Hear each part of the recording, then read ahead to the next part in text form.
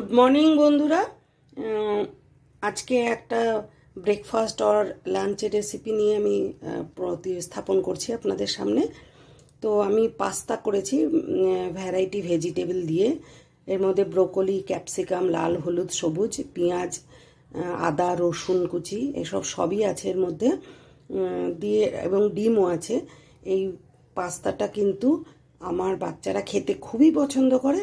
তো আপনারাও করে দেখবেন, খুব ভালো লাগবে। নিশ্চয়ই অনেকেই করেন, আমি আমার মতো করে করেছি। চলুন রান্নাটা তাহলে আমরা দেখে নিই। কড়াইতে জল বসিয়ে লবণ দিয়ে ফুটিয়ে নিলাম। এইবারে আমি পাস্তা দিয়ে দেবো। পাস্তাটা একটু সেদ্ধ হতে দেবো। আর পাশে ব্রোকলিটাকে একটু গরম জলে ভাপাতে বসিয়ে দিয়েছি। যেহেতু 6-7 জনের পরিমাণে করছি, আর একটু অন্য একটা কালার মিলিয়ে দিলে বাচ্চারা কালারফুল দেখতে পারে, ভালো লাগে খেতে। তো আমি আরেক কালারের পাস্তা, আরেক শেপের আরও কিছুটা এর মধ্যে দিয়ে একসাথে সেদ্ধ করে দেব। পাস্তাগুলো একদম সিদ্ধ হয়ে গেছে। এবার আমি গ্যাসটাকে বন্ধ করে দেবো। জলটাকে ফেলে, গরম জলটাকে ফেলে একটু ঠান্ডা জল উপর থেকে দিয়ে ঝুড়িতে ঢেলে রেখে দেব। কড়াই বসিয়ে দিয়েছি, গরম হয়ে গেছে। ওর মধ্যে আমি তেল দিয়ে দিয়েছি। এরপরে 2টো ডিম তেলের মধ্যে দিয়ে ভালো করে ফ্রাই করে নেব। এর মধ্যে একটু লবণ দেব, একটু লবণ দিয়ে দিচ্ছি, দিয়ে ভালো করে ফ্রাই করে নেব। একদম ঝুড়ো করে ফ্রাই করে নেব। আবার কড়াইতে তেল দিয়ে দিয়েছি, গরম হয়ে গেছে। এরপরে আমি এগুলোকে পরপর ভেজে নেব। এটা হচ্ছে রসুন কুচি। প্রথমে রসুন কুচি দেব, তারপরে পেঁয়াজ দেব, লঙ্কা, ক্যাপসিকাম, আর হচ্ছে এটা সবুজ, হলুদ, লাল, এটা হচ্ছে গাজর, আর ব্রোকলি তো আমি আগেই ভাপিয়ে রেখেছিলাম। সবগুলো তেলের মধ্যে একে একে দিয়ে ভালো করে ভেজে নেব। প্রথমটা দেবো রসুন, আর একটু আদা ঘষে দেবো। প্রথমে দেবো রসুন। রসুনটা খুব ভাজা না হতেই আমি পেঁয়াজটা ছেড়ে দেবো, কারণ একটু কাঁচা গন্ধ কিন্তু ভালোই লাগে খেতে, রসুনের কাঁচা গন্ধ। এটা ভালো করে নেড়েছে পরপর সব সবজিগুলো আমি দিয়ে দেবো।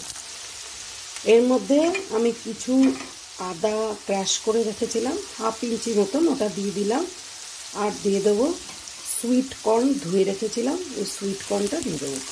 দিয়ে ভালো করে নাড়াচাড়া করে নেব।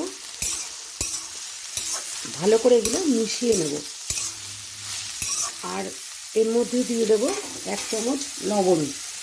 সেদ্ধটা তাড়াতাড়ি হবে, আর লবণের টেস্টটাও এর মধ্যে ভালোভাবে ঢুকবে। ভালো করে মিশিয়ে নেব লবণটা দিয়ে। আমি আবার ঢাকা দিয়ে রেখে দেবো। গ্যাসটা কিন্তু সিমেই আছে। এর মধ্যে আমি ব্রোকলি যে গরম জলে ভাপিয়ে রেখেছিলাম ওটাও দিয়ে দিলাম। দিয়ে ভালো করে আবার মিশিয়ে কিছুক্ষণ ভাজা করে নেব। এখন কিন্তু আমি আর ঢাকা দেবো না, কারণ সব সবজিগুলো নরম হয়ে গেছে। এর মধ্যে একটা আমি বাতাসা দিয়ে দেব।